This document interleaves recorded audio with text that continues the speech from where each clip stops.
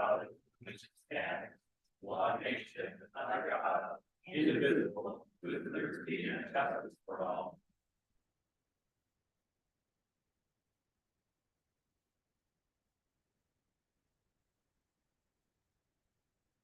Our Father in heaven, we are truly grateful to be gathered together today, that we can discuss the issues and opportunities of the city. We are grateful for the opportunities we have, and also grateful for the good weather we've been having that has allowed us to complete projects and hopefully help people that are not as fortunate as us. Please continue to bless us, that we can know how to help those around us, that we can reach out and lift others up. We are grateful again for our many blessings, and bless us as we go through the agenda of this meeting, that we can be granted thy wisdom, that we can know the best options and how to proceed going forward. We are grateful for the people in this community, for their good hearts and for their ability to serve and support those around them. We thank thee for all these things and ask a blessing on the citizens of Syracuse and any of those that stand in need, that they can receive of thy spirit and of thy blessing. And this we pray in Jesus' name. Amen. Amen. We begin tonight with public comment. I do want to have a quick recognition that in addition to public comment, there are 4 public hearings scheduled tonight. If your comments are regarding one of those topics that we have a public hearing for, you might do well to save your comments for that public hearing because they will be fresh on our minds when we deal with that. Public comment is your chance to bring forward some information that you'd like us to be aware of or like us to consider for a future meeting. It is not a Q&A. We cannot answer questions about anything that wasn't previously on the agenda. And you have 3 minutes. Please state your name and address so we know where you're from.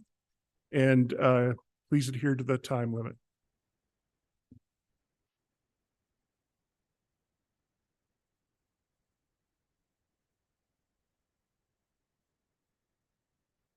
Just one comment tonight. My name is Shane Croton, address 2353 South, 3585 West.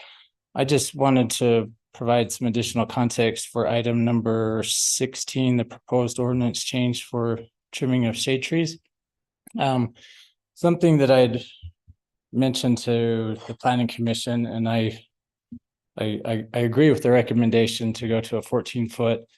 But some of the reasons why I would recommend that is first, UDOT has in their code the maximum legal height of vehicles for the state of Utah is up to 14 feet. Granted, the frequency of those is going to be mostly on state roads, but we do have state roads in the city, and some of those vehicles could go into our other subdivisions. Plus, I don't think fire or garbage trucks, any of those drivers would complain about having 6 additional inches to protect their vehicles. In addition, UDOT also has a standard in their specification book. It's section 02938. The state actually requires trees to be trimmed 15 feet above roadways and 10 feet above sidewalks. So we're getting a little bit closer to that. And I think 14 feet is plenty. I had to deal with this when I was a code compliance officer for Clearfield City. And I spent about a year trimming all the trees up in the south and east sides of Clearfield. Now you can walk down a sidewalk and not have to army crawl underneath trees or park your car on the side of the street and not worry about it scraping the top of your truck. These are just a few of the reasons why I think it would be beneficial to have it at 14 feet, plus a nice round number is a lot easier for people to remember than partial numbers. So I would recommend moving to 14 feet on item 16. Thank you. Thank you.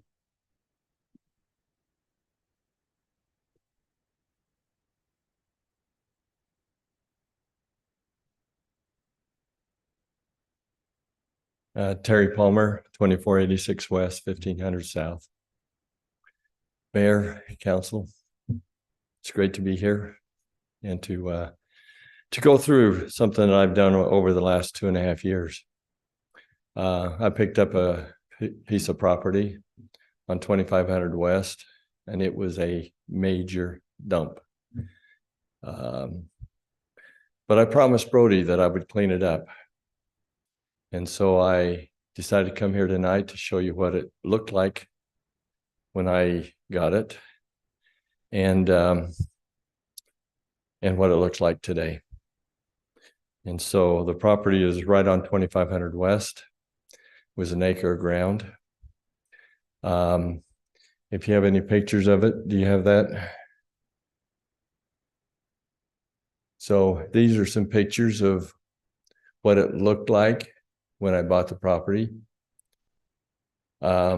Literally, there were probably 500 plus tires on the property.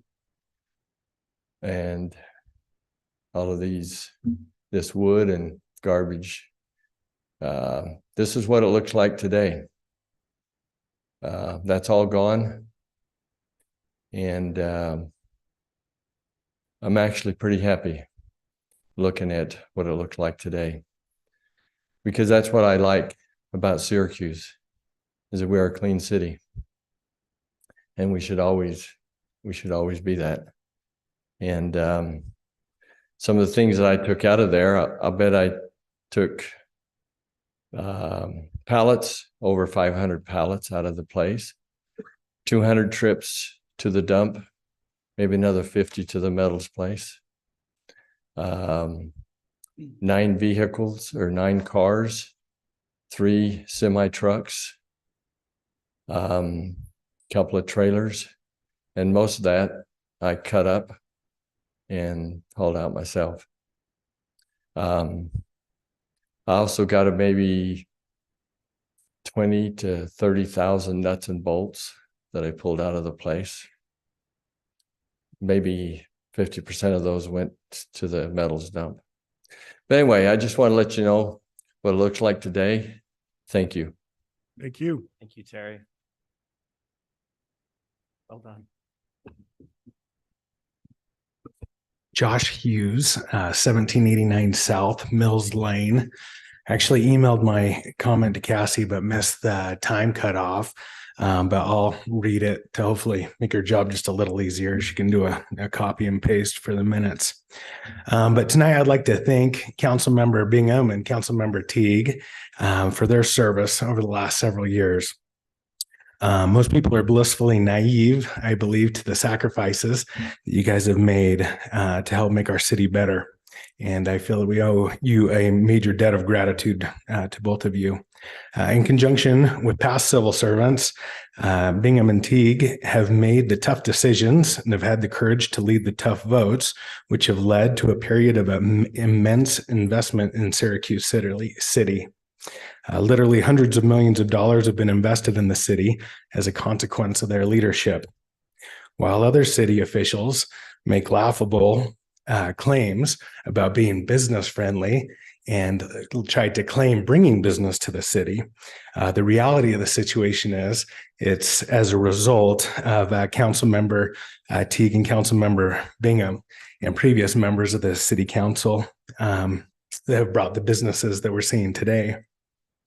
I've always admired the principled approach of Councilmember Bingham and that she applies to issues. While at times it seems like she may make up her mind quickly, it's because she has core values and core principles that guide her decisions and make them easy. She knows what she stands for, and she's always stood for people's property rights and freedom. She's never felt that it's her place to be a naysayer or to shout down others' aspirations. She's a true proponent for small business and for people bettering their own lives. As for Councilmember Teague, I highly doubt that we've ever had a council member who cares more deeply about their responsibility than Seth. He painstakingly studies every conceivable angle and opinion and claim around an issue, then weighs out all the information and makes a very calculated decision.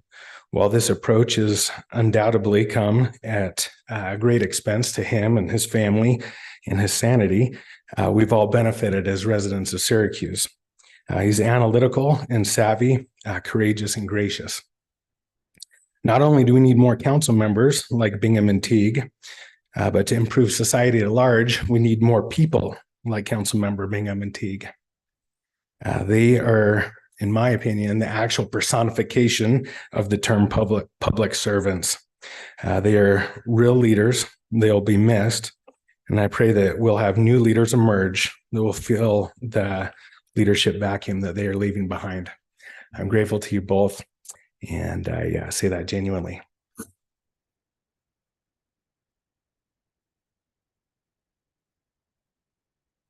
Anyone else? Cassie, we had a few comments that were mailed in on time. I'll have you read those into the record.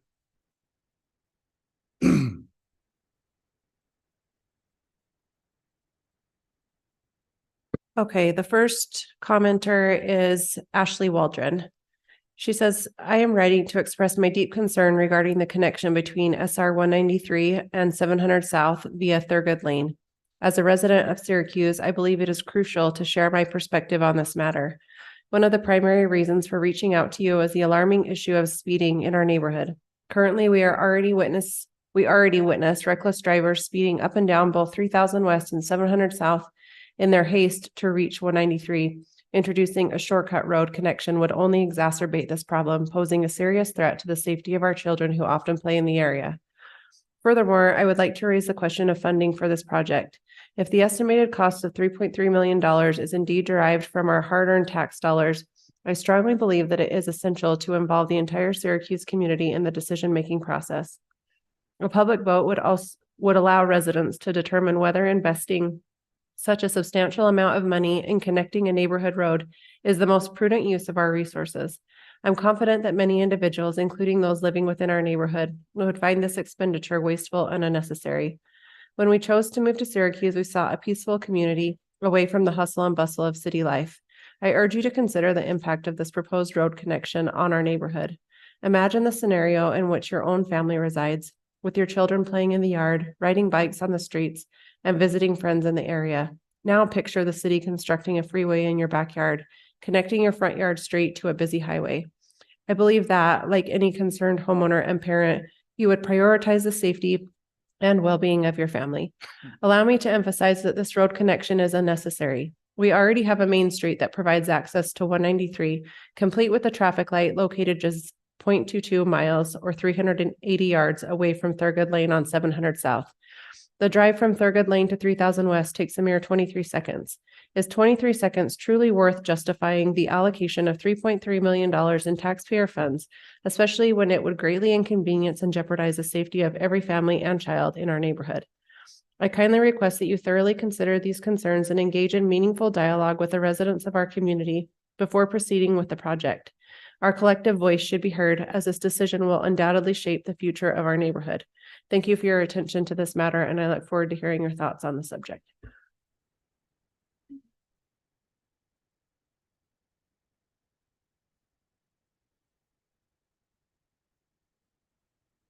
Okay, next is Leslie Little.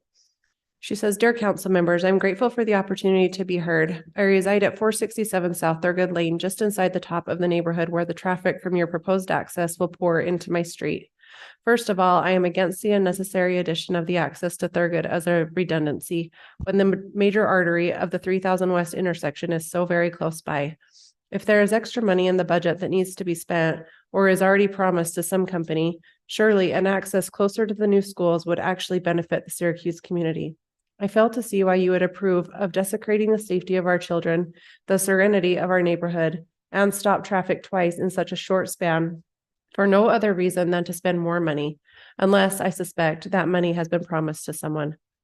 Are the purpose and planning of our neighborhoods not to foster a semi-closed environment to a secure sanctuary for children and families, ensuring a peaceful and protective space for living and recreational activities? Thurgood has two bends to it, which helps slow down our own traffic and prevent cars from speeding from one end to the other. This was purposefully done to keep our families safe. Multiplying that traffic by 100 times will make those bends moot and eventually cost the lives of little ones.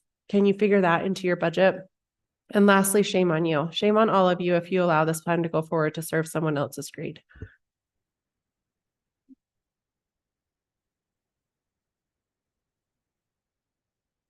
Okay, this is from Shay Merrill. Hello, council members. I would like to ask you to please remove the light at SR 193 on Thurgood Lane. We have at least 4 special needs children that live directly on Thurgood, and it will cause a huge safety hazard for not only them, but all the many children in the neighborhood, including my own, who like to ride their bikes and run around the neighborhood with friends.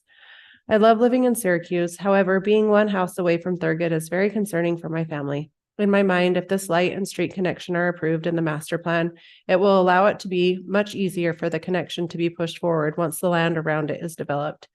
Please listen to our community and know that none of us want this to happen.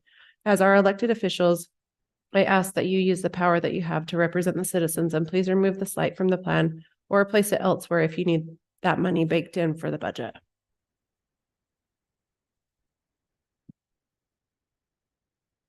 You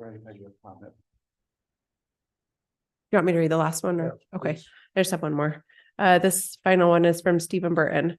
As a resident of the Trails Edge neighborhood for the last 7 years, I've enjoyed the quiet, peaceful feeling of our neighborhood. I have seen a lot of construction over the years, and with the recent road constructions and closures on 700 South while working on the bridge, there has been a lot more non-neighborhood traffic as people turn around on the detours. These drivers have sped through our neighborhood over and over and risked the safety of the children living and playing there. Thurgood especially has experienced this faster traffic due to the road being so wide. There are 4 special needs children that live and play on this road. Members of the neighborhood are aware of this and are cautious. If this becomes a through street, I fear especially for the safety of these children and their families. When the zoning between our neighborhoods and 193 is commercial zone for now, zoning changes for high density housing was already shut down. It would make more sense to get traffic off of 193 into that potential area, but not have Thurgood connect all the way through. For the space available, it will most likely turn into more of an industrial type commercial use, and that would mean larger vehicles and trucks and even more reason to keep them out of the neighborhood. I ask you to please look at this as if you lived here and what you would like your neighborhood to be. There is great access up 3000 West to 193, and there will be access where the interchange will be. A through road on Thurgood is not necessary for the risks involved. Okay, thank you. I will open it up one more time to those on the floor, but keep in mind that this is the past comments were part of an item that is item number 9. So if you want to save your public hearing, which also is a public hearing, and if you want to save your comments for then, it would be appropriate. Is there anybody else that wanted to make a public comment? I do. Go ahead. I like have a public comment about why our city planner is not held accountable. Because tonight, everybody here from Trails Edge is here because of misinterpretations from our city planner. I am one of them. We and my wife and I both had a conversation with him when we were first built into that subdivision. We were one of the first original homes. You need to state your name, sir. My name is Michael Pierce. I live at 584 South Thurgood Lane.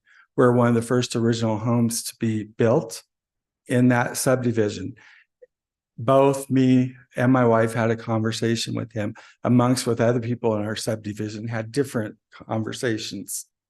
Both had misleading conversations with the city planner, and we were promised that we would not have a thoroughfare.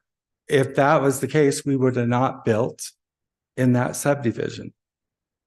And now we're being told it's going to be this whole wide open road that we weren't told.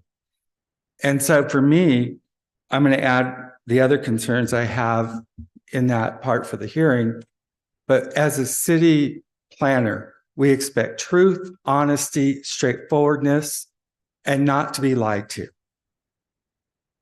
Because he is doing the business for the city. My wife is a chief financial accountant with the VA. If she would lie the way he lied to us, she would lose her job. And we wouldn't be here tonight if all of us were told the truth in our subdivision. We weren't even given a hearing.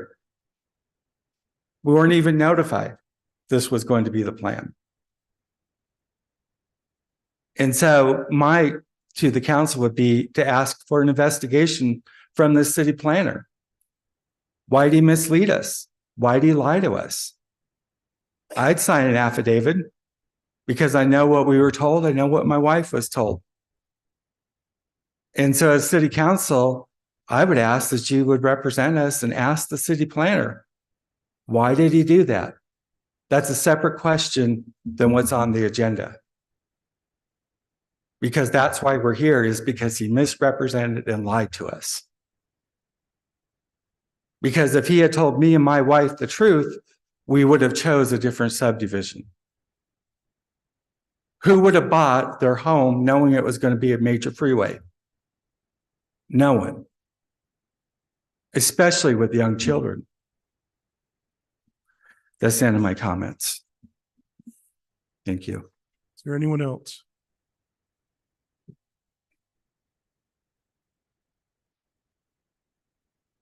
We have to get going, so It's fine. I'm Mike Creel, address 437 South, 3350 West. A lot of the things we heard already, just want to echo kind of what they said. I have 4 boys. We play outside a lot, and we're right on the corner off Thurgood and 3350.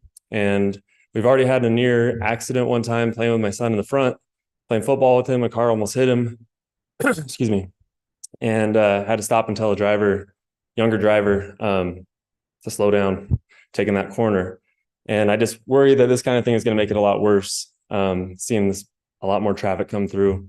I don't personally have a problem with the off-ramp on our, like, coming through and stopping if they want to build behind us.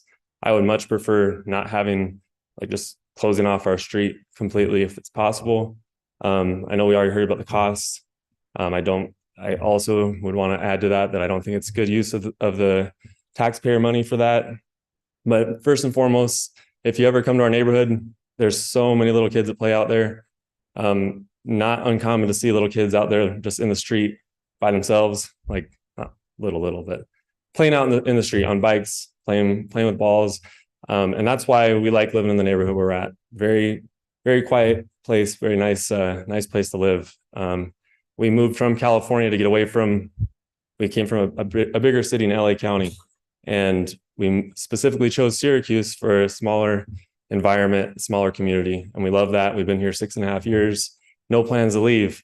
But this is something that, talking with neighbors and friends in the neighborhood, that a lot of people are saying, if this goes through, we're out, we're moving. And honestly, we don't have plans to move, but if this goes through, we'd consider the same thing, which is a shame because we love where we live. Really nice place to live, really safe place. And the nice thing is it's tucked in there where you really have to be visiting someone or you live there to come into our street right now. And just kind of like we already heard, just don't want to beat a dead horse, but it's not that far from 3000, which already has it's going to have a way to get onto the 193. So all that, thank you for your time. Appreciate it. Anyone else? Seeing none, I will close public comment. Item number 3 on our agenda tonight is to approve minutes from 4 meetings.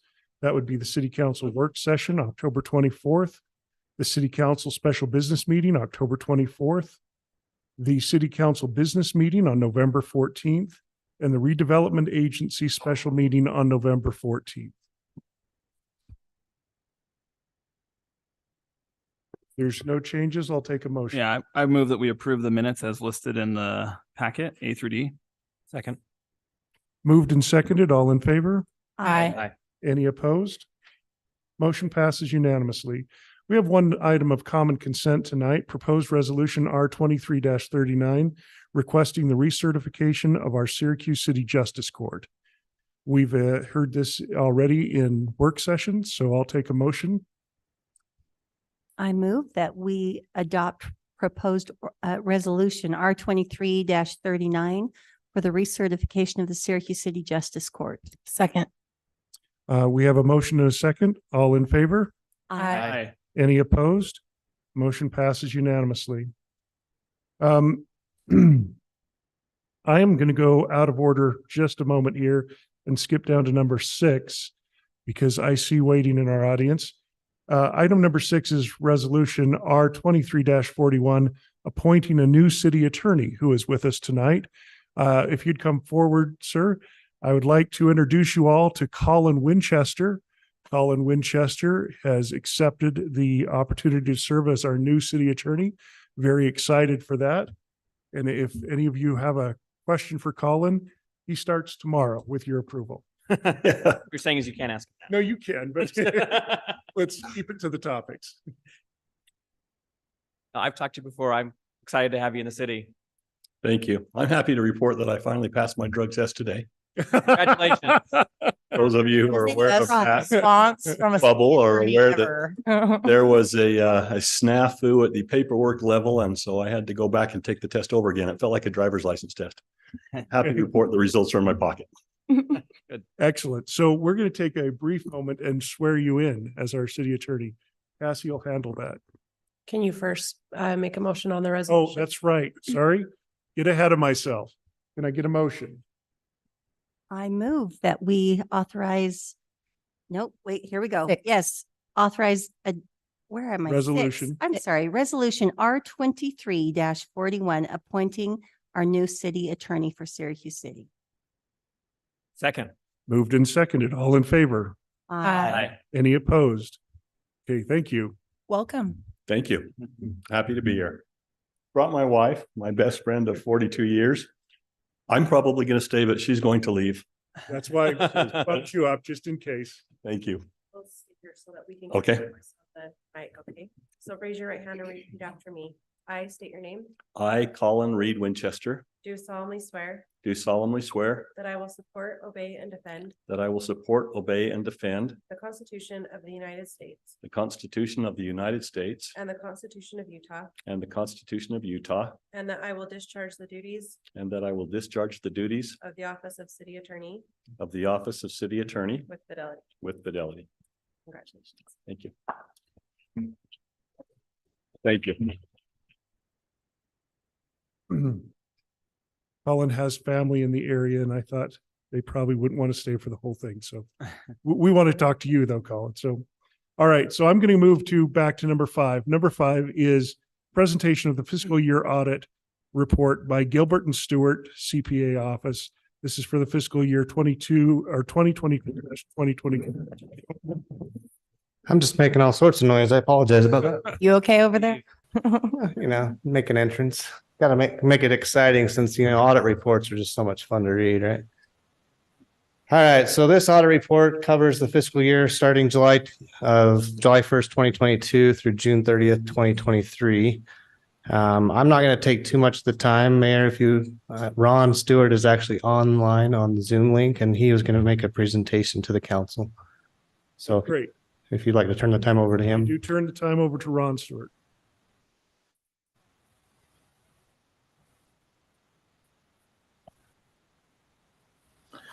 Thank you. Can you guys hear me okay? Yes. Okay, great. Well, thank you very much for allowing me to be with you tonight and especially allowing me to be here electronically. I appreciate that very much. What I'd like to do is just take a couple minutes and talk to you about what we do as auditors. Steve does a great job putting together the financial statements and knowing what the numbers are in the city. So I'm going to just spend a few minutes telling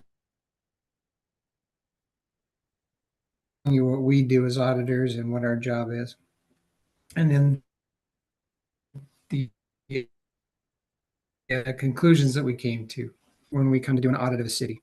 One is correct, and you can rely upon those numbers. The second is that internal controls are designed and effective in working. The third is that we are in compliance with state law based on the procedures that we looked at during those years. And that we're in compliance with the uniform guidance with federal grants and awards if we spend enough to qualify for that. So that's kind of our job. That's what we do when we come in to do an audit, is to look at those 4 areas.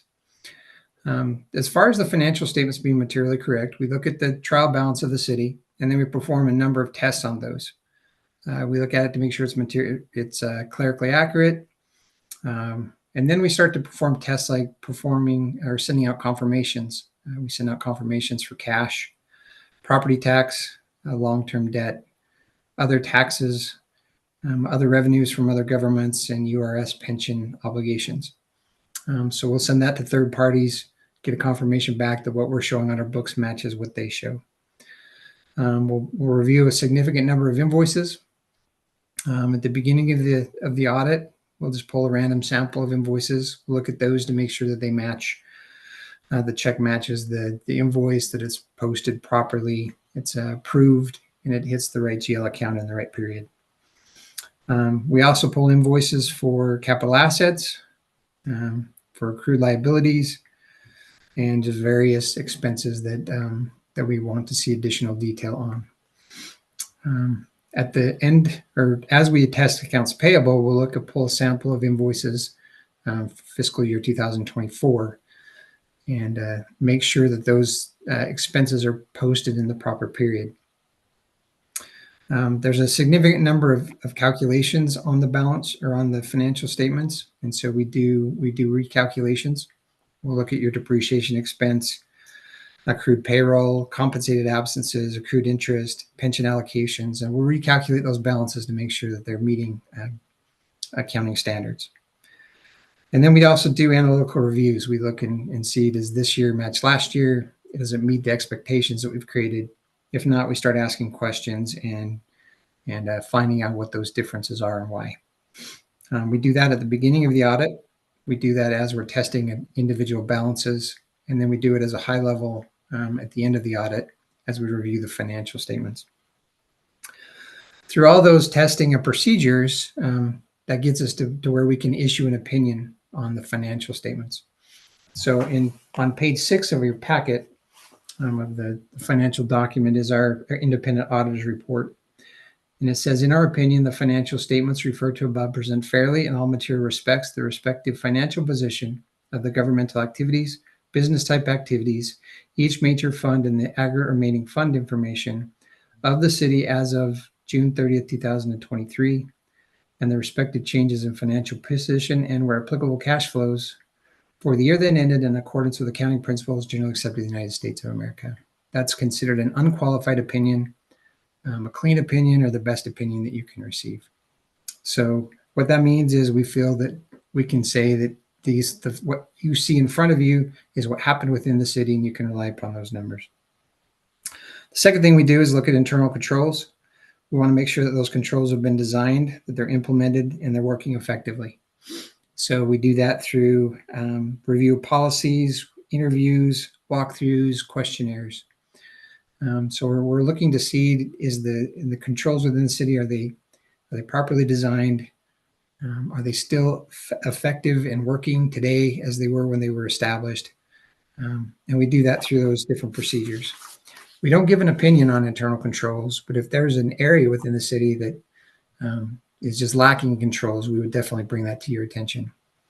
So through our interviews, walkthroughs, and questionnaires, we feel like the controls within your city are designed, that they're effective, and that they're working. And so we don't see any issues or problems with the internal controls. The third thing is state compliance. So the state auditor asks us to do certain compliance testing each year in certain areas of state law to make sure that you're in compliance with that law. The areas that we looked at this year were budgetary compliance, fund balance, justice courts, government fees, restricted taxes, cash management, and Open and Public Meetings Act. So we have certain prescribed procedures that we perform. And if we perform those and find that you're not in compliance, then we'll definitely note that to you and let you be aware of those. So this year, as we went through our testing and compliance issues, there was one finding that we needed to bring to your attention. And that is in regards to your fund balance in the general fund. If you're going to pick one to have a finding for, this is the one to have. It means you have too much money in the general fund. So our recommendation is just to observe that and to make necessary adjustments to bring that into compliance with state law. And the fourth thing that we do is a single audit. So if you have expenditures of federal dollars, more than $750,000 in 1 year, then you're subject to uniform guidance in the Single Audit Act. What that means is we take a kind of a closer dive and look into how those monies were spent and to make sure that they are in compliance with the agencies which awarded those funds. So during this year, we looked at the ARPA funds that are related to COVID-19, and we reviewed those. We did not find any findings. There was no instance of noncompliance. The city has good controls in place as far as federal awards, and the dollars were spent in an appropriate manner.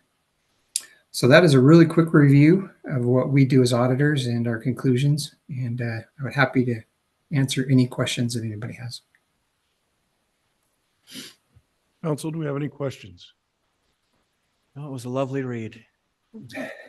If anybody has suggestions on how to make it more exciting in the future, just let me know. Because after 25 years, I still can't figure it out. No, I think it was well written, and like sock puppets or.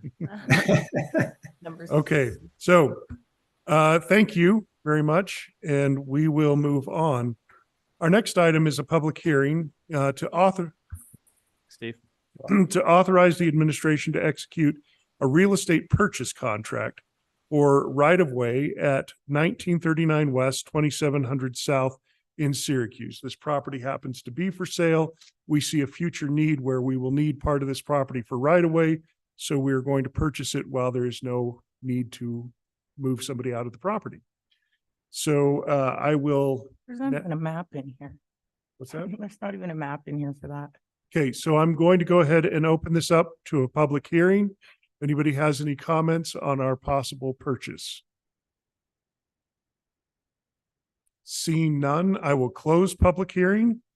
Council, do we have any discussion on this item? You want him to pull it up where it is? I know where it is, but there should be a map in here for that. Okay. Did we have an appraisal done on this one? Yeah, for Yes. 369, right? It was Oh. dropped down to, is that the home? Is this the one Yes. with the home on it? Yeah. Yeah.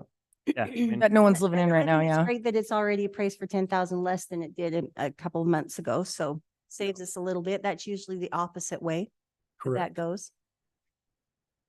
And to not have to do any kind of removal, as you said, taking anybody out of their home Was that an appraisal or was that just the list? Sorry, was that just the listed price? I think, yeah. You said it was listed at 379, then reduced to 369. Yeah. But did we have an actual appraisal? I see what you're saying. Sorry. The real estate man. Good call. I'm just curious. I'm just curious. I'm somewhat familiar with the property. It Yeah. seems like it's been on the market for a long time. And just for the public's awareness, because we won't be making the transition immediately, the city would then just rent the property until such time as we need to take action on the property.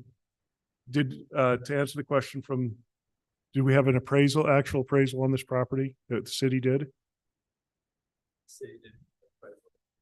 Okay, This was list price. This was list price. So. okay.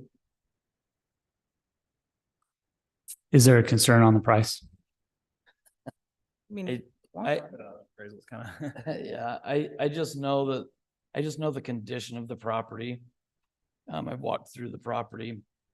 I guess I'm a little bit concerned on price. I think it's been on the market for quite some time. well, the only thing it's going to do is go down. So probably. So if we prove it for what's there, if they don't spend that much, then But we have no contingency for an appraisal. that's true. Well, and let me just suggest it actually isn't just going to go down. They're looking at rates being cut next year early. So it could escalate again after that. I mean, Within the next month. no, but early next year is the Yeah. expectation. So just a thought. I mean, the one way to cure this and move forward is, and I don't know if the seller's open to it, but to just make the contract contingency upon appraisal, and then we kind of cover ourselves for that. How much are appraisals? $500. Oh, yeah, that's a good investment on a return that could You come back. could certainly put that in the motion. Go for Wanna it. make that motion? That motion. I'd agree to that. Okay. Okay. Any other questions or concerns? And Mayor, I think that's fine if you want to make it a conditional approval and we can go get an appraisal. And if you want to make, if what you're saying is you don't want to pay above the appraisal, Okay. which I think is what you're saying, Yeah. then you can make that a condition of approval and we can do that. Okay. Okay. Make that motion. I mean, So we can do it one of two ways. I can I have make a it question condition, now. I can condition upon not paying above appraised value. I've got a question though. Yeah. Don't we have to buy this anyway? Like, isn't it one of those things we're gonna have to acquire?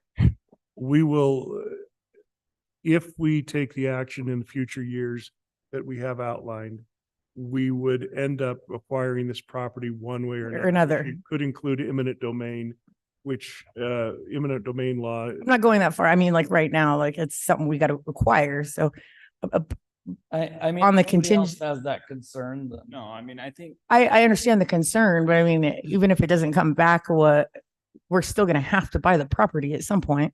So it would seem to me that it might be just prudent to get the appraisal regardless and have Yeah. it back with Agree. the appraised value and then determining at that point whether it's right to purchase it at that price or not, because I think the condition taxpayer funds. a good way to do it. okay. So I move that we authorize administration to execute a real estate purchase contract for right of way at 1939 West, 2700 South, Syracuse, not to exceed appraised value. Second. Moved and seconded. All in favor? Aye. Any opposed? Motion passes unanimously. Item number 8 is authorize the administration to award contract on 2000 West Storm Drain Project. Robert, while you're up, do you want to just tell us where that landed for the public's sake? Yes, certainly.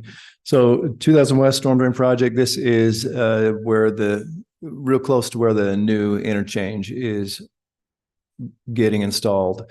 There's a very short section of open storm ditch along the east shoulder of the road, just south of the interchange. It's about 500 feet long. It goes in front of a couple of homes that have been there for years. But this would clean that little short section up in piping the ditch so that it'll remain safe to traffic and to people around there. We have bid this out. We received 7 bidders. The low bid was Wasatch Sand and Gravel that came in at $373,182. I've outlined the different funds that they can be applied to: Class C, storm drain impact, and storm drain capital. Okay. Any questions? Have we dealt with this company in the past, Wasatch Sand and Yeah, Gravel? it sounds like they have done similar work in Syracuse. Your question is, Have we done work with this company in the past? Yeah. It's They've significantly actually less. They actually piped this same ditch just south of here. Not too long ago, I think a couple of years ago. So We're good with the way they did it in the Yep. work. Do we know, I mean, what I'm noticing obviously is that the estimated budget was 93K below the lowest bidder and half of the price of the high end, and kind of the medians, significantly higher. So was this engineering estimate done just quite a while ago when we put together the budget for it, or how for did the we- budget, yeah, that one it for- was like a year and a half ago when we put the budget in for this Lots fiscal changed. years. So yeah, prices do change. But, and yeah, Wasatch Sand and Gravel's bid is quite a bit lower than the second bidder. But I think that's just because their experience, they know this specific ditch, they know what's required, and they know how to do it right. So. Okay, that helps. Okay, so can I get a motion? I move we go ahead and authorize administration to award the contract for 2000 West Storm Drain Project to Wasatch Sand and Gravel. Second. Moved and seconded. All in favor? Aye. Any opposed? Okay, motion passes unanimously. Item number 9 has already received some attention. This is going to include a public hearing. This is for proposed ordinance 2023-27, which makes amendments to our master plan, our transportation impact fee analysis, and the impact fee facilities plan. Now, I'd like to take a minute before we get into this and explain what this is and what this is not, because I've received over 30 emails regarding the expectations that people have based on what we vote on tonight. Voting on this tonight does not authorize any of the projects that are on this plan. This is an outline of what might happen over the next couple of decades. This is not something that says that any one of these projects could go forward at this time. They would all have to come before this body as individual projects and still be approved at that time based on the merits of the project. So this is not an authorization to spend $1. This is not an authorization to build a project. This is an analysis of what the future needs of the city might be. Now, I want to also be specific that when we talk about what the future of the city might be, that there are leeways within the plan to say, for example, we may have a roundabout on the master plan. At the time that we are ready to act on that, we may say, you know what, technology's changed, or there are options that we didn't see before, and we could build an alternative that was proposed at that time, because this is not an authorization. What it does do is it says that we recognize that if the city develops as we expect, and that is a big if, but if the city develops as we expect it to, that a project of some form is going to be needed in this location. So it could be a few feet away, it could be a road away, it could be a little slightly different item. All we're doing is we're recognizing that future development in the city has an impact to our citizens, and we want the new citizens who will be creating that impact to pay a fee accurately representing what changes we expect to see. So I know that's kind of a lengthy explanation, but no project is getting built based on this vote. And so while there are several who object to one of the suggestions, the only thing that happens if they vote, and I'm not saying we have to vote on this as is, I'm just suggesting that if we don't recognize one of the areas that's been identified by our consultant as a possible change area, we collect nothing and we will have no funds when the time is needed. So there are alternatives possible to this, and we're not voting on that tonight. We are not approving a project tonight. We're not spending money, okay? Are there any other commentary we have before we go to public comment? Because I do understand there are a lot of people that say, oh, don't spend my taxes. We are not spending taxes. And it wouldn't be coming from your taxes anyway, it would be coming from impact fees, which are people who are yet to move into the city. Any other comments? Okay, I'm going to go ahead and open it up to public hearing. And you're welcome to address anything that you'd like on this subject. It does need to stick to this subject.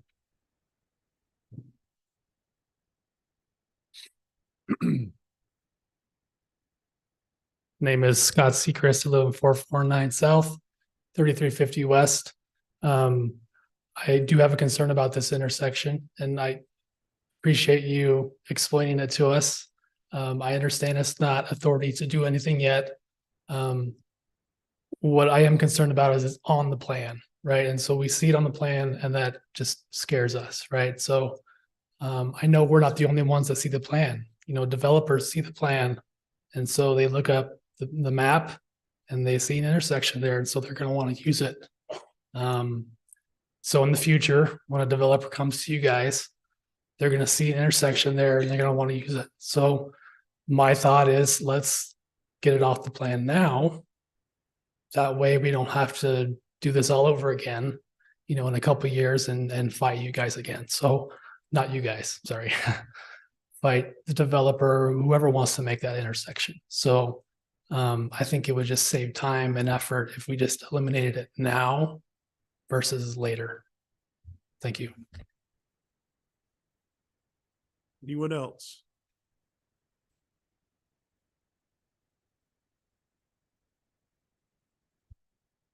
Hello, I'm Patrick Oliverson. I live at 644 South Thurgood. I am the father of one of those special needs kids. She's 15 years old. She loves riding her bike. We got her an adult trike so she could ride it, go up and down the curb and be on the sidewalk. And if she goes off the sidewalk, she doesn't tip over on the grass or the gravel. We've had times where she's hit the fire hydrant that's in front of our house because she went off of it. I asked that take into consideration that there are also other special needs kids that are younger than she is that don't really know what's happening around them. I'm taking into consideration that when a developer does come, that they're 0.22 miles away from 3000 West and an eventual interchange for West Davis and 193. It might make sense now, but down the road when those roads are there, you're stuck with a road that's not even a quarter mile for people to make a shortcut through the neighborhood to be able to try to get somewhere 30 seconds faster. Unfortunately, that's the world we live in. Everything is fast. We have to get there the soonest. We don't want to waste time, but we also need to take into consideration the people that are being impacted by decisions that we're making now, as well as decisions down the road.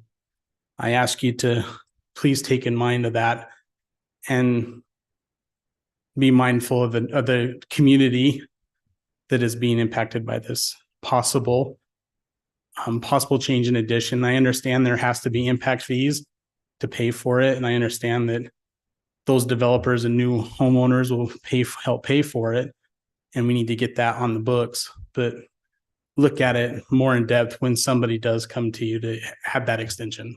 Thank you.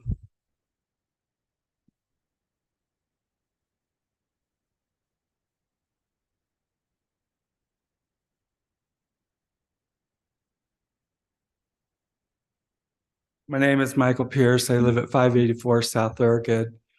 I just even add at a cognitive development of kids that are even just on Thurgood Lane. My corner, that first little section, we have about 15 kids that are about 10 years and younger that have gotten used to being playing out in their yards and the streets. Not a major thoroughfare. And you go all the way down there, you have kids, as you look at the ward list, pretty much about 12 and younger, not even special needs, but cognitively grown up, not having to worry about safety. And also, when we talk about safety, about a year ago, I asked when we had a public hearing, what was the safety plan for our children? I asked that with our planning commissioner, because if you're going to put this in a big thing like this, don't we need a plan? If you're going to uproot our quietness of our neighborhood, don't our children deserve a plan? Our children deserve not to be killed because we don't have a plan. And I mean that not like sarcastically, but right on the corner, the school bus drops off. And you have all these kids running across my lawn, running across the street on their scooters. It's like a mass exodus at about 2:45. And we open that up. What's going to happen to those kids that cognitively aren't used to strangers? Now I got this big plan to move going down here. I asked a year ago, what was the plan for safety? Never heard a reply. That scares me. And now you're going to put it in a plan to say, hey, we're going to put this roadway here, but nothing for our children. I call it the wild, wild west. I've had a lot of health problems and I've had to go for walks. The minute I get out of Trail's Edge and onto 700 and anything there, I've been hit almost 5 times because there's no police coverage. I'd even send you our speed limit signs. But you know what? There isn't any. Not one in our subdivision. And yet you want to put a stop sign and put a plan together when there's not even a speed limit sign in our subdivision? How does that make sense when we don't have the basic needs, but you want to put a freeway need? Mr. Pierce, your time is expired. Okay, I just asked for the safety of our children to not make us the wild, wild west. Thank you. Anyone else?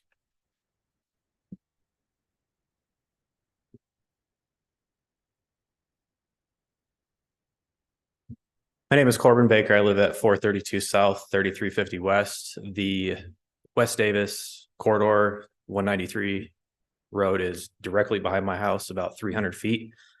I'm not going to beat a dead horse on what everyone already said. I would like to reiterate what they said. I don't think it's a good idea. I understand the need for a road, a new road in our city to mitigate the traffic. To me, it would make more sense. The 193 is already being pushed out to 4500 West.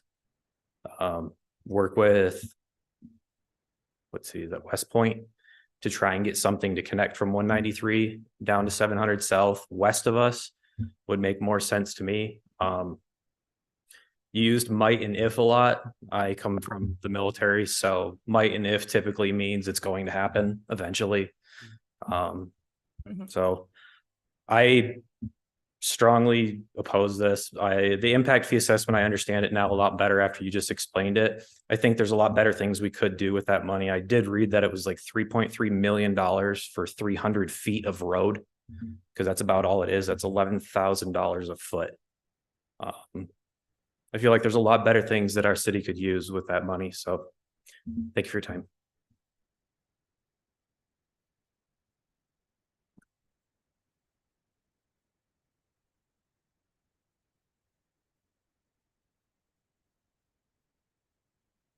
Jason Merrill, oh boy, 416 South, 3350 West.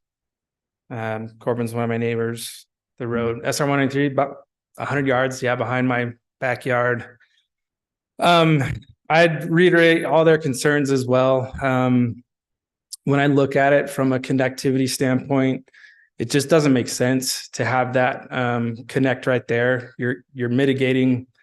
You're not going to affect traffic materially. The advantages that you'll see from it just don't materially move the needle comparatively to the livability, safety of our neighborhood. And I think about the good that it would possibly do for the city and the other citizens. I know you're weighing that as well. You represent them. I get that. But again, I think if you drove out there, I would encourage you to do that and just look at it. That would be one of the most unique off ramps from SR 193. If you drove all the way west and east on 193, you're not going to see another off ramp into a neighborhood like that on SR 193. You talk to the people in the community by Syracuse Arts Academy where that goes off. That's even farther from SR 193. There's more time to slow down before you go into that neighborhood. I know it's had a negative impact on that community, and it hasn't drastically improved anyone's connectivity there. I emailed our mayor about this. My question and what one of my concerns is UDOT. My understanding is that they specified that spot as a place where they would allow us to connect to it. My concern is that if we went to them with another plan, they would say no, because that's a spot that they've approved based on their measurements and other things. And they don't care about our neighborhood. They don't care about the livability of our city. We're the ones that live here, not them. So my concern is that because we don't have another solution right now, UDOT will force us into that solution. And that whether it's this council or a council behind you guys, they will be forced into that connection rather than not have a connection at all. That eventually they'll just say, well, UDOT's forcing us to do that. So instead of not having a connection maybe farther west or having a different solution, our council will be forced to weigh that instead of weigh the importance of what it is to our neighborhood and our community. So I think that's really one of my main concerns is once we start approving things, it's much easier to approve things down the road. It's just easier to rubber stamp it and move forward. Thanks.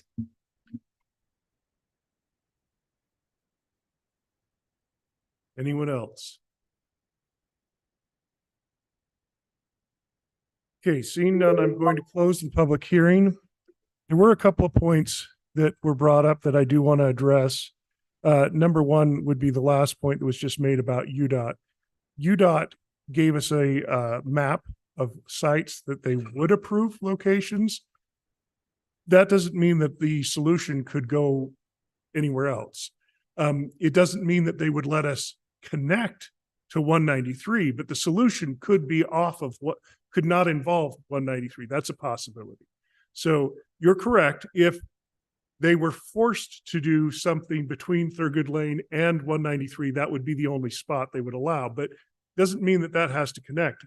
And that leads me into my next point, and that is that we did have a proposal a year and a half or 2 years ago that was looking at this very neighborhood and this very solution. At the time, I opposed that because it wasn't a very good solution. You know, it wasn't a very good design. It didn't do the things that we wanted it to do. And I would hope that future councils, if they see a similar thing where it doesn't solve a problem, would not approve something that's just there because it's on a map. You know, we do have to look at the impact, and that's important. And I think that we should. But again, the reason that at that time I opposed that plan, it didn't come to fruition, but because it wasn't a very safe plan, it wasn't well thought out. And that can happen again. The last thing that I do want to mention, I failed to mention at the beginning of my explanation, the fact that if this is not on this plan, it doesn't make it less likely. Because as you noted before, a plan came forward that suggested such a connection. It will always be a suggestion because there is a stub road there. And West Point in plans to put in an intersection at 193. So the obvious connection between anybody who drives the site is going to say, well, I could just connect there. We can't stop people from thinking that. We cannot approve it if it doesn't make sense. So if this isn't on the site, on the master plan, it doesn't make it less likely that it will happen. It will still get proposed and it could still happen even off of the plan. It means that we will have not collected anything in this area if an alternate plan comes forward and it becomes an option. And lastly, the intersection there, you had mentioned, sir, that this is an expensive road per foot. It's the intersection. Intersections on I-93 are extremely expensive because UDOT's highway standard is different than a city road standard. And the cost just goes up exponentially. We're facing that in other parts of the city. It is not the price of the road, it's the price of the intersection that we would have to contribute to. So those are just some details, explanation for what you'd said. It doesn't change the fact that we understand that you don't want this connection to happen. But again, putting it on the plan or taking it off, and I'm okay either way, council decides, because it is up to them. But you just need to know what this is and what this isn't. This is not a removal. It is not an approval. This is about impact fees and what we can collect for or what we can't collect for. And that's what we need to differentiate tonight. Council, I'm sure some of you are waiting to add your comments. So I agree with all of you, and I too am military, and I understand the principle of out of sight, out of mind. Although it may come up in the future, if it's not on the master plan, and if we take it off of the master plan, I do genuinely believe it would be less likely for someone to come in and be like, well, we want to add this road through to 193, and knowing exactly how expensive it is. Now, here's my problem with UDOT, because I moved to Syracuse from Layton, and I lived on Angel Street, North Angel Street. I don't know if any of you are familiar with that, between Gordon and Main Street. So right in that little section. See, okay. So when they put that overpass there, they pretty much did the thing that was like, well, everybody will get used to it. And when I brought up something about the traffic circles and semi truck drivers, it kind of got brushed off the same way. Well, they'll have to deal with it. And right now we're having one of the things UDOT's doing is closing off entry points for businesses and pushing people to a side road. So my problem with this is they don't want it to happen unless it's convenient for them. And that's what this is a conveniency for UDOT. And then they just bulldoze right through it. And nobody takes into consideration the mental anguish it causes people who live on that road when they open it up like that. I still have 2 friends that live right by neighbors where I was in Layton on Angel Street. Neither of them have pets anymore because every pet they have gotten, if it got out, it was hit by a car. It was ran away. None of them have pets anymore. And you guys have children that are special needs children.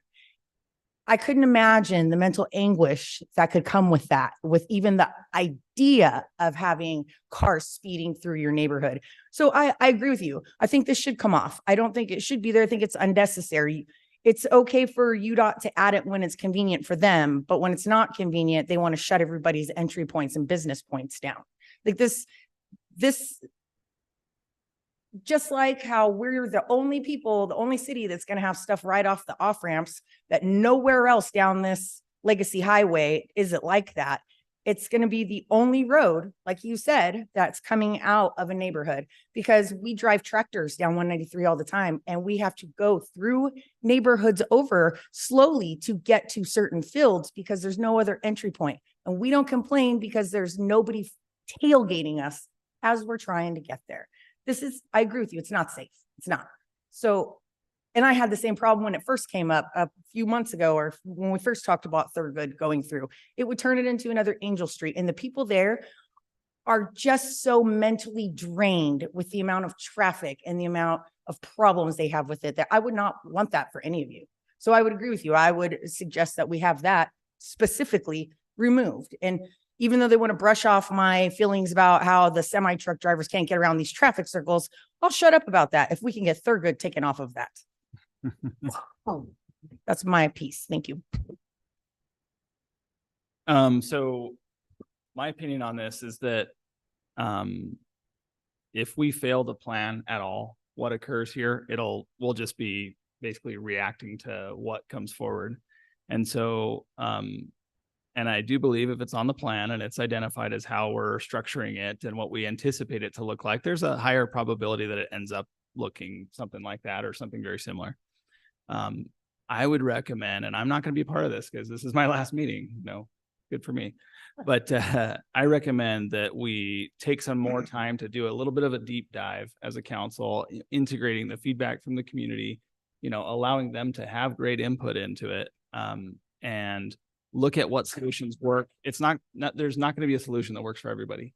But for public safety standpoint, for connectivity, for all these other reasons that traffic engineers and experts have told us this needs to occur in some format, there's got to be a solution that we can come to that's going to be as amenable as possible, that's going to integrate the community into there as much as possible. Not going to get a perfect solution that's going to get everybody happy, get everybody where they want to be. But let's work together and come to a solution that can work, because without planning for this, it's going to be the Wild West. We talked about that. And we heard comments about feeling like there was no planning going on. Well, we can't just bury our heads and say that it's not going to occur. And I can say this pretty authoritatively. My mom lives 4 houses down from that corner there. So I know this community very well. My kids are babysat there. Like, I definitely agree with every comment that's been said. I have a lot of compassion and empathy for what's going on there, because it could just as easily affect me and my family. But I think we have to come together and come up with a solution that works for everybody, and not just try to kick it down the road and hope that somebody comes forward with a plan that works and just happens to fit everybody's needs. Well, I'll second what Seth and Jen have both said about, what Seth said about it. You do have to plan. The worst things and the worst experiences we've had are when we've been knee-jerk in reaction. We see that on federal levels, we see that on state levels, and we can see that on municipal levels. So there does have to be planning, but I also agree that there is absolutely a tendency, once something is written down, we tend to say, well, it's here. So I guess we planned on that. I agree that there should be more conversation about this. At the very least, there should be some kind of discussion with the neighbors in that area and anybody that is connected to that area, whether it's UDOT, whether it's the city, whether our roads department, all of the people, all of the entities that will be impacted by this. I am sure that there are solutions that we haven't thought of.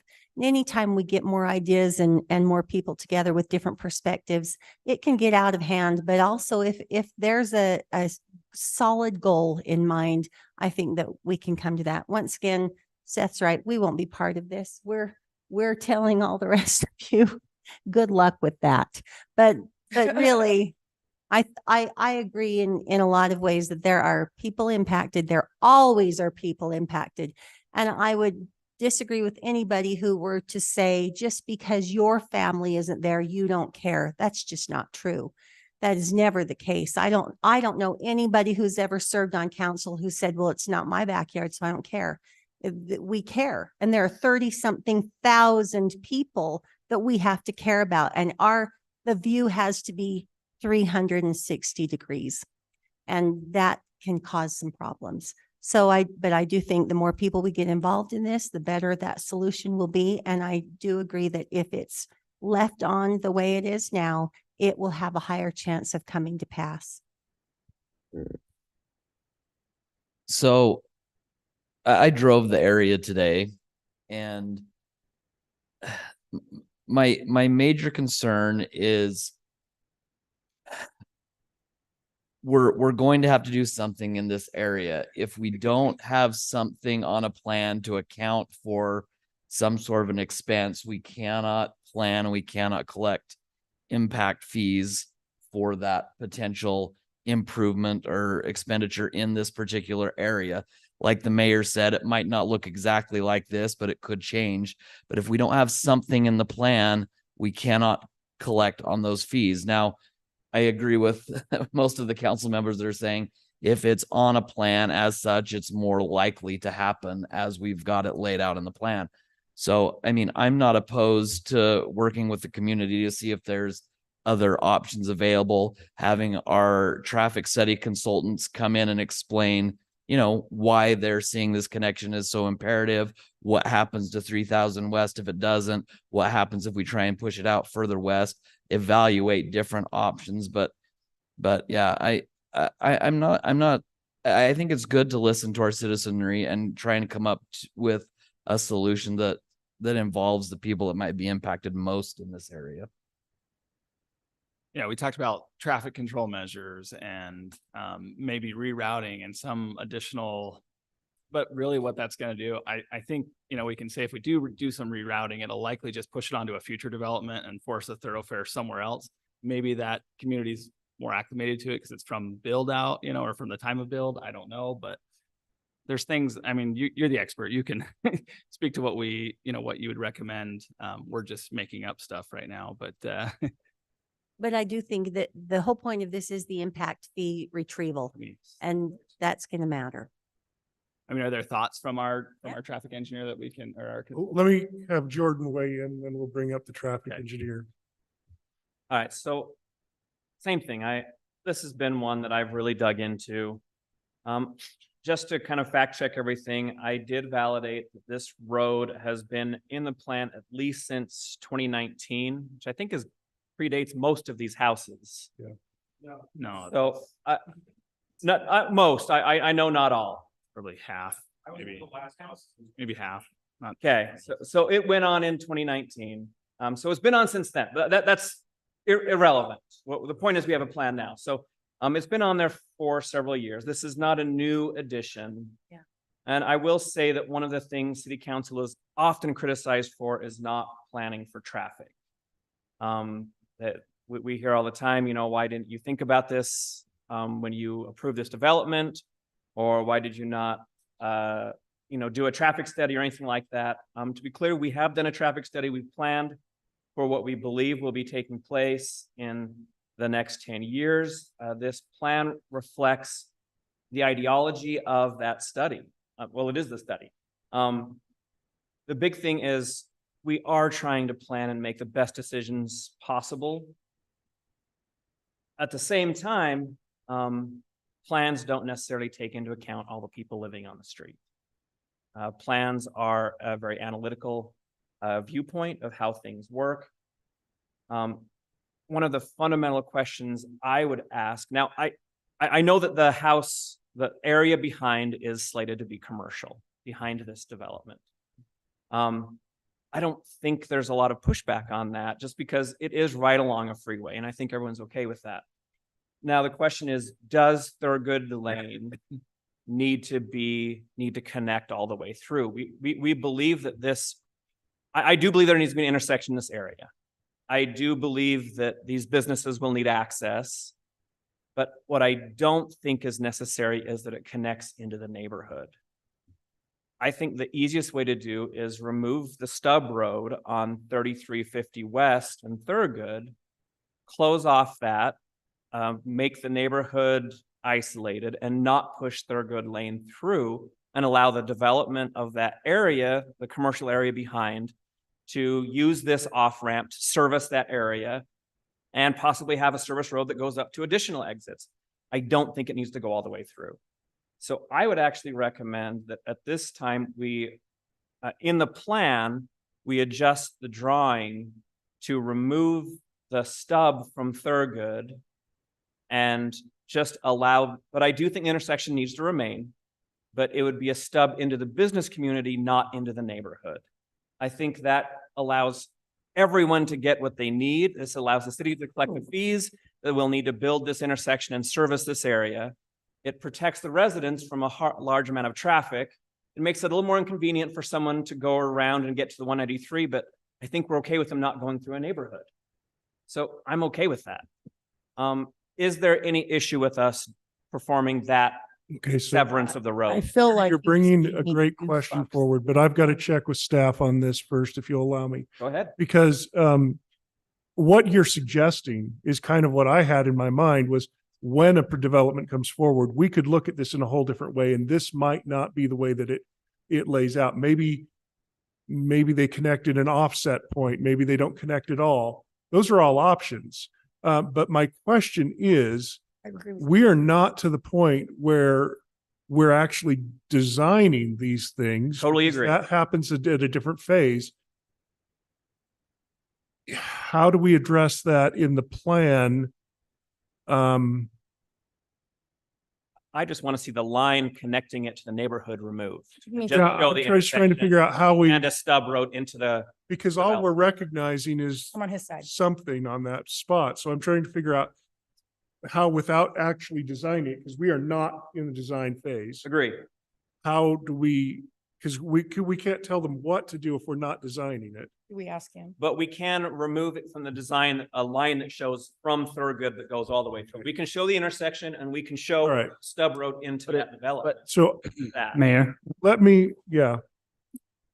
So just a couple things to be aware of as you go through this. So with the master plan, if the discussion goes towards removing something off the master plan, the IFFP, the Impact Fee Facilities Plan, was designed off of that. And the costs of improvements were designed off of that, which is how the impact fee analysis plan was calculated. So if you remove a project, then the costs change. Everything has to change. And then you may have to retool the IFA. Ask a follow-up. But you can still approve the master plan. Sorry, go ahead. I'll let you finish. Well, let Brody finish. So you can approve the master plan with amendments, but that would probably impact the IFFP and IFA. And so you'd probably need to table those two things and adopt them at a later date. Okay, so I'm gonna. I have a question. Is this like an Excel spreadsheet? You just pull it out? Like, You don't. No. Okay, so like how? Okay, so first of all, let me take a couple of steps. First, let me bring the engineer forward so that we can ask some specific questions about it. But then we have another challenge, council, that just came up with what Brody said, and I'll explain that after. Okay, thank you, Mayor.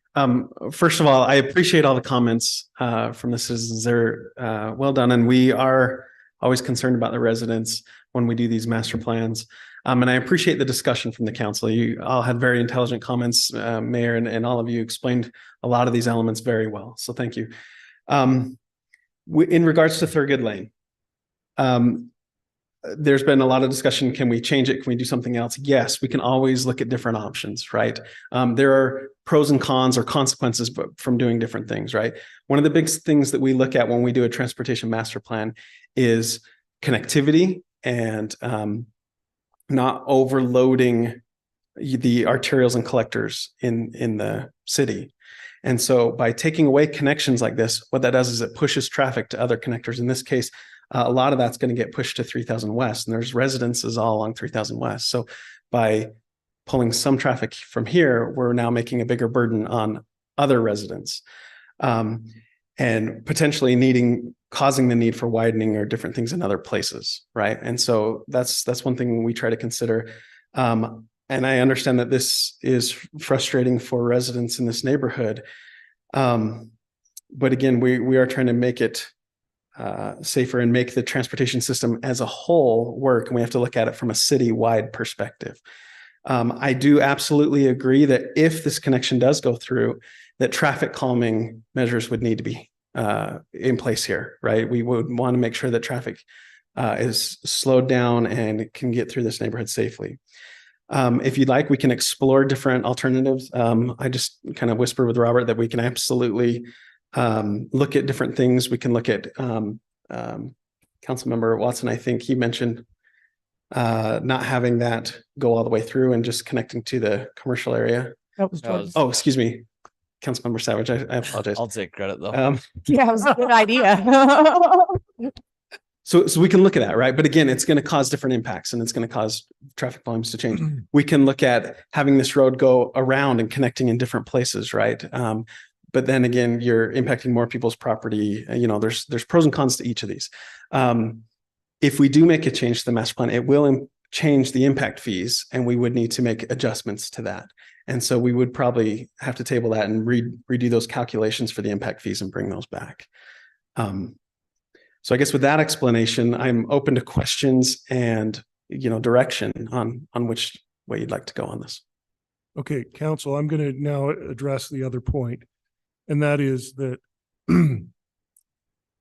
what Brody just brought up is if we don't approve what's in front of us tonight, we will not be able to go forward with the impact fee approval tonight. And it is actually a critical thing that we take care of, and I'll explain that in just a second. We can always come back to this and reevaluate. And I'm willing to make the commitment that we will address this in January going forward.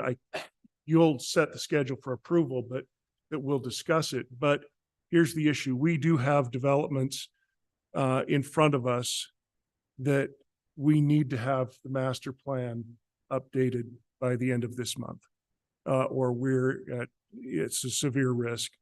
What I'm talking about has nothing to do with this intersection. There are places all over the city that will be impacted because we don't have a master plan that is updated. So let me ask. I feel like that's a pressuring thing. Maybe it is, but it is real. Okay, so who waited this long and that's making it wait on it? Like, why is it pushed so far out? This has just barely been to the point where we could do this.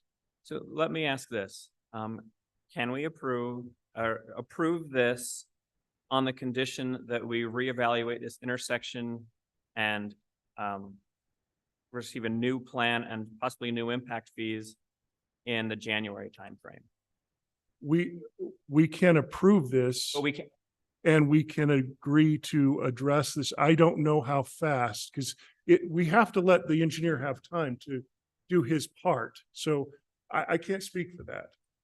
But I can address, I can say it will be on our first meeting that we start the process. I can't dictate his schedule.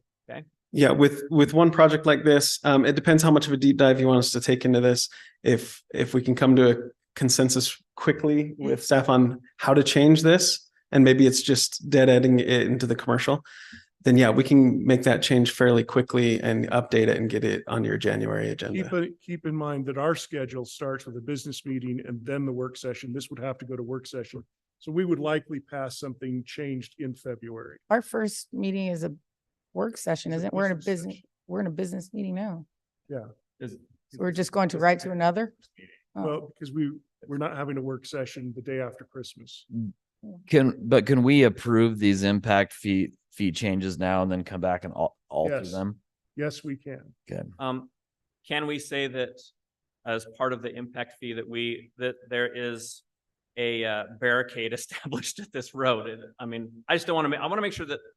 Yeah. Well, there's I no agree with you, application. Jordan. So There is no application. There's no application, so there's no action that can be taken for at least till, if an application came in today, we would be at least March before we would face something about this. I mean, that's There's not really true because we can start taking the steps to take the stub road off and just close it off, like on that. We just can't do that without approving, or we cannot approve the plan if we take the stub road out. Right. Unfortunately, because But this allows us to adjust the fees to make sure that the incoming businesses are paying their fair share.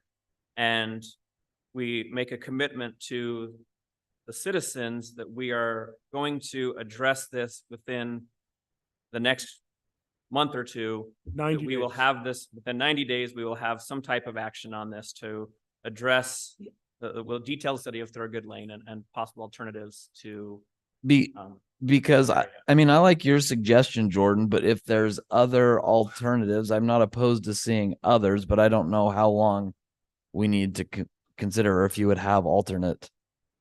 I think you guys would be prudent to have them come back with some Yeah. recommendations. Yeah, I agree. Just coming up with. Once tabletop again, we discussions, but- discussed having the people that will be most impacted by it or will have the most input into it to be involved in kind of where we go from here.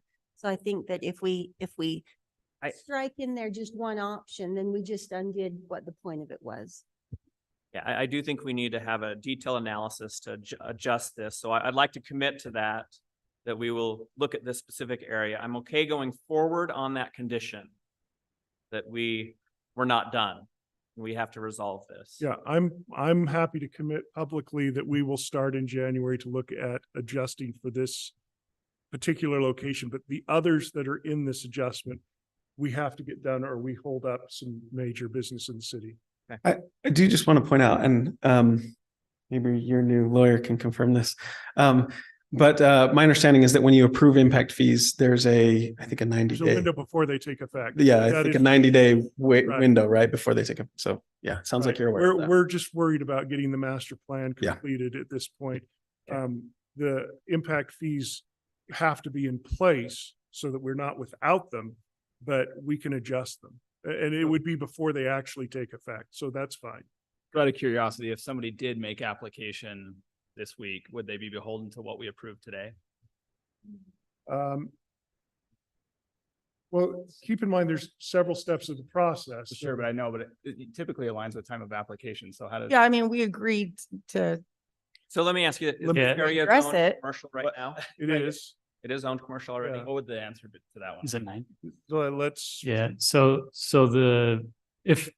once you adopt the impact fee analysis and set the impact fees, they actually don't go into effect for 90 days. Right. Was that your question, Seth? Yeah, well, then just kind of moving forward, then if you change the plan within 90 days, then it'd be 90 days on top of the 90 Yes, days. that's correct. So you'd be looking at.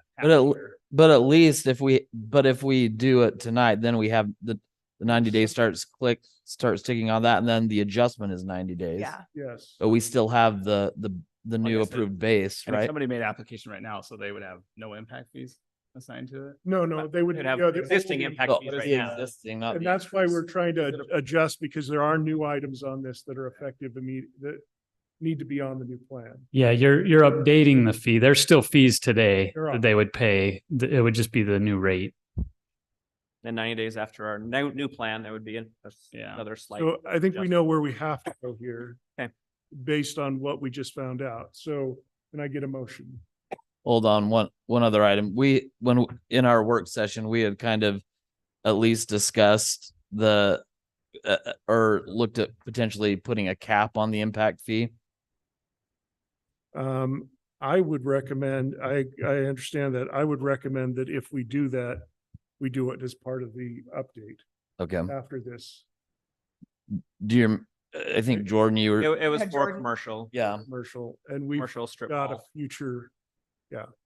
Yep, I remember that, and yeah, I'm good with going forward with this, and then we can let's cover those Yeah. two items. That's a great And I'm idea. writing that down. And it's probably best to have the new council chime in on that, since they'll be representing us Yeah, for the I next think that's fine. Yeah, 4 years anyway. okay. Can I get a motion? I'm making the motion. Yeah. Okay, I'm making the motion. Okay, Mr. Mayor, I propose we accept ordinance 2023-27 with the amendments to the transportation fee analysis and impact fee facilities plan, with the understanding that we will be addressing specific portions of this as outlined in what will be in the minutes in Q1 of next year, as promptly as we can.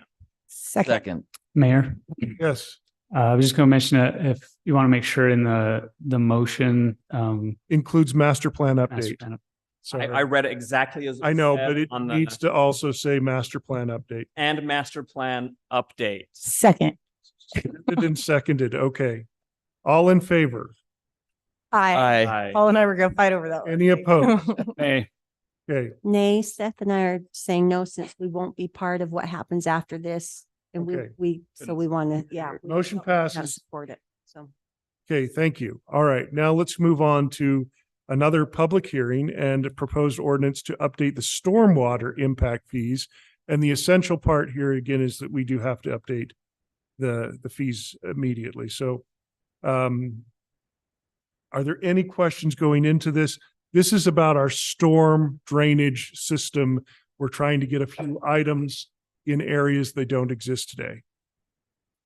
I feel totally good about this one. We do want to discharge Good. stormwater. A little more straightforward. Definitely. Okay, so I'm going to open public hearing. Does anybody have any comments on stormwater? Okay, I'm going to close public hearing. And I think we all know what this one's about, so I'll take a motion to propose motion to propose ordinance 2023-28. I move that we approve proposed ordinance 2023-28 amendments to stormwater impact fee analysis and impact fee facility plan. Second. There are masters. No. Moved and seconded, all in favor? Aye. Any opposed? Okay, motion passes unanimous. Now I have a public hearing for proposed ordinance R 23-40, amending the Syracuse City Consolidated Fee Schedule, making adjustments throughout for the storm and transportation fees we just passed.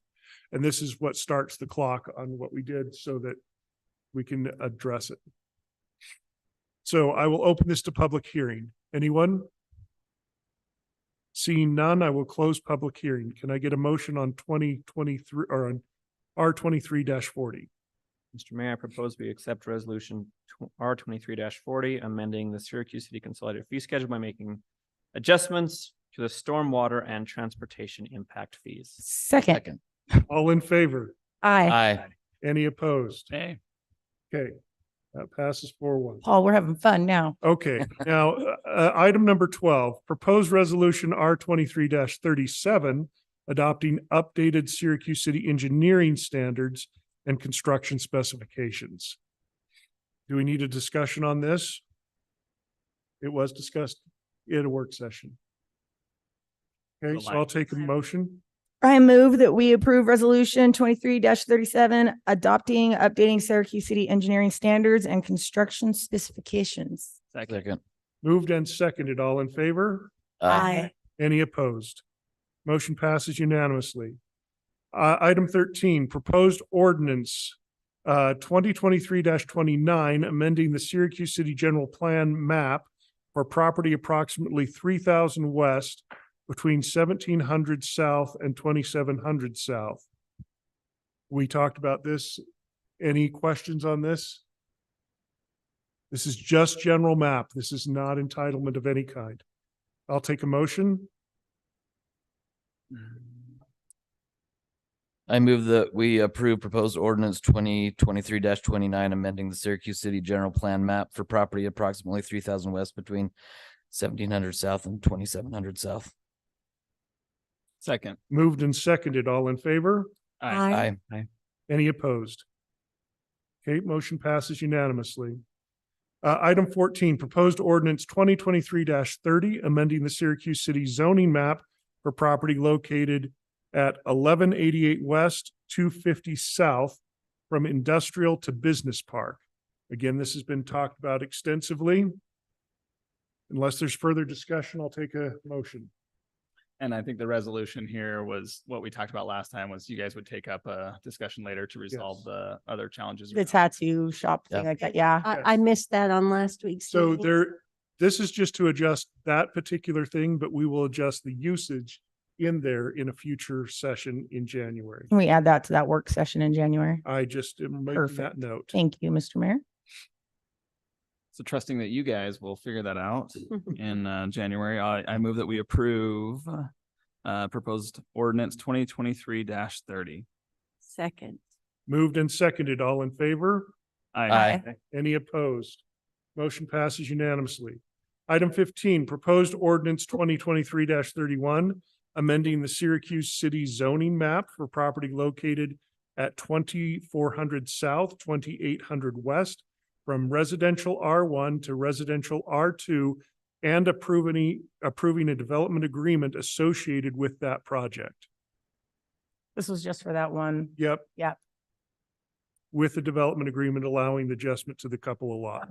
I move that we approve the proposed ordinance 2023-31, amending Syracuse City zoning map for property located at 2400 South, 2800 West, from residential R1 to residential R2, and approving a development agreement associated with the project. Second.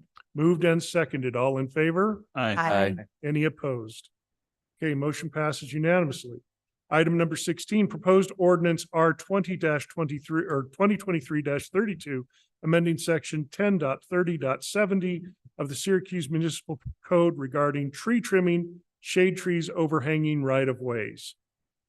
We've had quite a bit of discussion about this and even comments about what that should be. So I'll take a motion. I move that we allow proposed ordinance 2023-32, amending section 10.30.070 of the Syracuse City Municipal Code regarding the trimming of shade trees overhanging rights of way. Second. Moved and seconded. Are all in favor? Aye. Aye. Any opposed? Motion passes unanimously. Item number 17, authorize administration to execute agreement with Weber Basin Water Conservancy District for the purchase of the use of untreated water. This was not on a previous session, but I can sum it up really quickly. Every year at the end of the year, those projects that we collected a fee in lieu, now we're authorizing to purchase the shares for said collected fees. So we do have to actually motion it because it's a purchase. I move that we authorize administration to execute the agreement with Weber Basin Water Conservancy District for the purchase of use of untreated water. Purchase and use. Second. Moved and seconded. All in favor? Aye. Any opposed? Motion passes unanimously. Now I'm going to open it back up to public comment. This is again, the same rules as governed before. Do I have any closing public comments? Seeing none, I will close public comment. And now we have mayor and council announcements, and we'll start with you, Paul. Any announcements? I don't have any announcements. Okay, Seth? So this last week I got nominated and voted on to sit as the vice chair of the CTC, the Davis CTC. So you won't be able to completely rid yourselves of me. And it's a 3-year commitment. You serve as the vice chair, then the chair, and then you serve as a consultant to the incoming chair. So I would, obviously, like I mentioned before, highly support continuing our partnership with the council and the city. Syracuse has always been a huge partner with CTC and illumination, and we'd love for that to continue. As well as a commitment to bring over another council member to sit as liaison to the CTC. And yeah, we're really excited to keep going. So it's been a pleasure working with you guys. 4 years. Lisa. I did have a concern from a citizen that the the salting situation there on 1000 and the backyards that connect to what's the name of the Earthworks? business? Earthworks. Thank you. They started up again in the wee hours of the morning. So I wondered if we can look into some kind of regulation before they move, because we've still got winter ahead of them, and they were really concerned about going without sleep every morning again. So that will be, I'm handing that monkey to all of you here as we say farewell. And I just want to express my great gratitude for the people and the atmosphere and the opportunity to work with and serve with such exceptional people in such an exceptional place. There have been really difficult times. I shared this once, but I went into a parking lot and sobbed one night after a really tough meeting. And I thought, why am I doing this? I have so many reasons that I have to keep a soft heart in my life. And then I realized that there's nothing wrong with getting a thick skin. And that has been what has come to pass in my life, that I've gotten a thick skin while I've been able to maintain a soft heart. And I am really, really, truly grateful for the 5 years I have spent here in this seat, and will continue for the next 50 years living here in Syracuse. So thank you. Seth wanted to do an interpretive farewell dance. We were going to do a duet, and I said, probably not. But anyway, if you want to meet him after outside, he's willing to perform for you. Yeah. So thank you. Hey, Jordan. I want to echo Josh's statement, and it has truly been a pleasure to serve with both Lisa and Seth. You guys are cream of the crop. I haven't always agreed with you guys, but I do want to thank you publicly for your service. You guys have been fantastic to work with. I loved your attention to detail, digging into all the things. I learned what a corbel is from Lisa. It's, yeah, very dedicated public servants, and the council was lucky to have you for as long as we did. Thank you, both of you, for your incredible service and for the time you've lent to the citizens of Syracuse. Thanks, Jordan. The only other item I have is we've talked, and there's been a few discussions on Facebook about recycling in the community. As been announced and clarified, the integrated waste district is no longer sorting waste from the black curbside cans. So I feel, and they have now passed a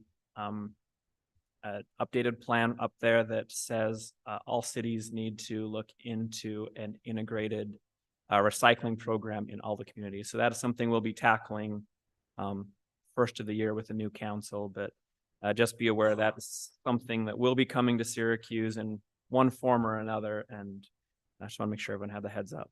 And just for the public, we entertained the possibility of doing it this month and realized that we just better start with the new council and try to tackle something in a couple of weeks. So we will be addressing recycling. So you're throwing us out with the trash. Is that? No, actually, we're hoping to recycle it. We'll recycle. Jennifer. Yeah. So if you guys don't know just how dedicated Seth is, I completely rely on him for the minute readings every time. And now that's going to take up another 4 hours of my life, but I'm going to miss you guys so much.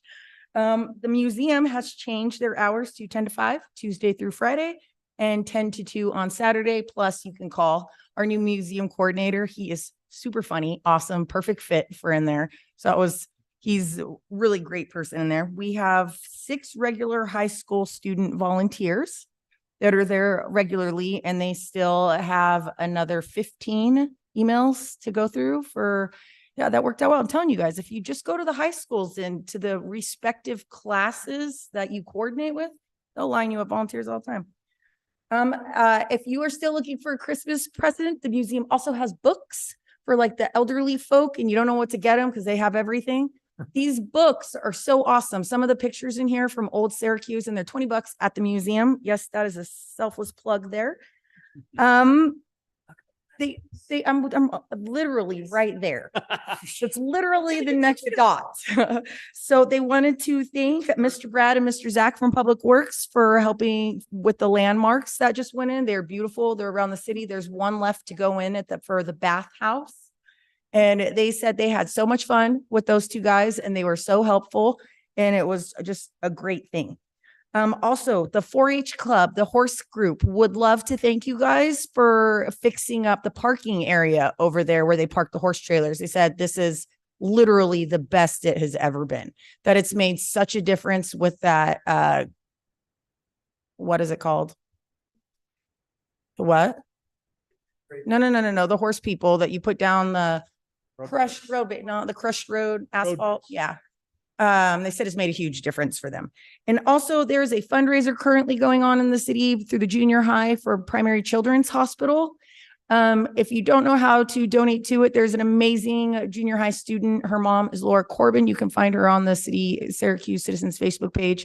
They're selling cute little snowmans for $2.50 a piece, and they are so worth it. And all the money that they donated, all the supplies and all the money goes to Primary Children's Hospital. So, and Merry Christmas to everybody. And I'd also like to say, my feet don't touch the floor in this chair. It's adjustable. I know, but I adjusted it all the way up because I've never had that happen. And I feel like, Oh, okay. Okay. All right. A couple of just last minute. We do have a wonderful Christmas concert sing along at the high school on Monday night, where the Syracuse City Symphony Orchestra and Jazz Band will be playing. We also, just for FYI, the largest and longest pipeline in state history just finished and completed out at the sewer district. And we laid the last pipe last week. There's still some time that we're going to need to finish the pump house. So we will not have that quite flowing yet. But the report was that this year we processed 348 billion gallons of water out of the plant, and that will all go to the lake as soon as that pump station is open. That's a lot of water that was purified and made possible. So, all right. And with that, I'd like to thank Seth and Lisa for your service, and we will take a motion to adjourn. So moved. Second. Moved and seconded. We all in favor? Aye. We are adjourned. I do need to speak with Colin, Brody, and Noah before the evening.